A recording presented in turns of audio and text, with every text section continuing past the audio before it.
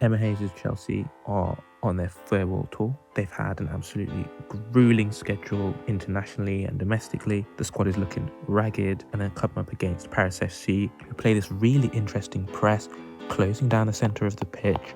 This is Paris FC who've put Wolfsburg and Arsenal to the sword, and even though Chelsea initially struggled, Emma Hayes shows her class, taking only 10 minutes to come up with a solution which rips Paris FC apart. We're going to have a look at how she did it. Let's get into it. Starting in the 5th minute with Chelsea building up in this 4-2 or 3-2 shape versus Paris FC pressing in a 4-2-4. I'd say you can call it a 3-2 because Lawrence typically stayed deeper, whereas Neem Charles was able to push quite high up on this left-hand side. Paris in this 4-2-4 were heavily reliant on Corbos and Corset, their centre midfielders, to defend the space in behind these forwards and make it difficult for the likes of Lauren James and Jessie Fleming, who were trying to operate in this space behind the Paris forwards, as well as also disrupting or tracking those two when they try to drop and link the play. So we can see a little bit of that here with that 3-2, with Lauren James dropping and Fleming rather deep on that left-hand side, with Neem Charles having pushed much higher up, and that Paris FC 4-2-4 blocking off this central space with the centre midfielder tracking Lauren. Honestly, initially,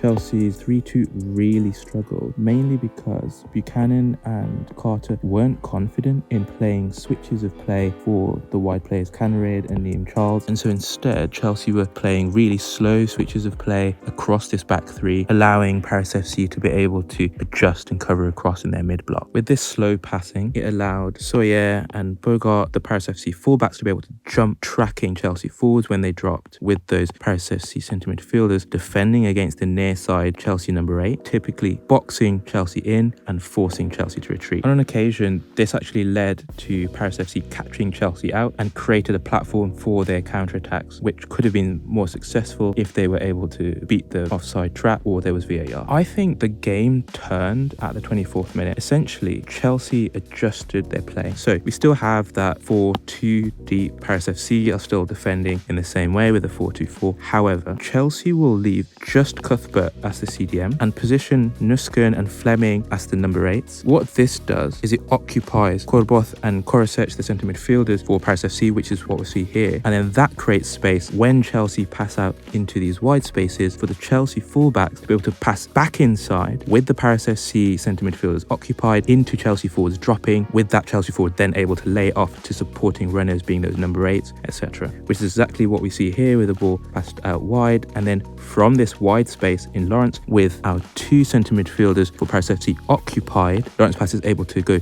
between them into Kerr, and from there she'll be able to lay it off into forwards supporting her. That's on this occasion Paris FC were able to defend this a few times, but given that they were a very transitional team, they started to flag, and then with Chelsea bringing on the likes of Fran Kirby, she was a lot more clinical, and Chelsea kind of ran away with it, especially as given that 4-2-4 shape, it means that if Chelsea do get the ball beyond those Paris forwards need to scramble to get back into a defensive position. Let's have a look at Paris FC's deep build-up in this 2-3-2-4 shape. They kept both Korbos and Korosec deep, except Korosec would be just a little bit higher in case things broke down. They had their two centre-backs in Sissoko and Graboval really split, with the idea being that they play it around the Chelsea 4-4-2 press, taking advantage of the fact that the Chelsea midfield pushed really high up the pitch typically, leaving space in behind them because the Chelsea defenders, Buchanan and Carter, weren't willing to step into that vacated space. And so we see Paris trying to take advantage of that here with a pass through the lines to a forward dropping, and with Chelsea's defenders tracking into this space and Paris FC forwards running onto the layoff from the Paris FC forward dropping, that then allowed them to create these transitions and exploit this space between the Chelsea midfield and defence. And then I just wanted to touch on Paris FC's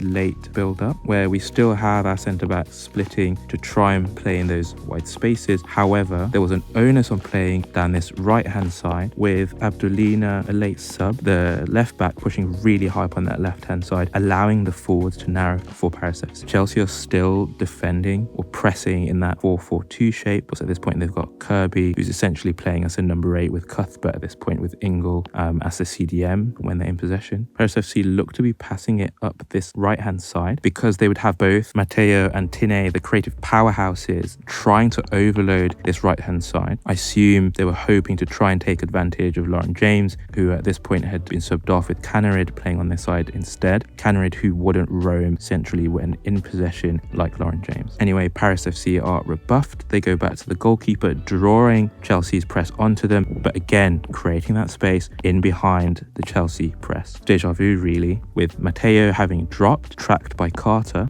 but this gives us a great opportunity to see those forwards having narrowed and both of our fullbacks pushing really high up the pitch into attacking positions. Fortunately for Paris FC, Mateo is able to maintain possession. They play through the Chelsea press, exploiting that space between the lines, eventually getting the ball into Lemuel, who was playing as left centre midfielder or as left back if Paris FC were forced into retreating and towards this left hand side. And with that, they're able to transition up the pitch and through a number of underlapping runs create a half chance. And with that, thanks for watching. I hope you enjoyed the video. If you did, consider sharing it on social media, giving the video a like, commenting down below on which match you'd like to see next. And with that, we're out.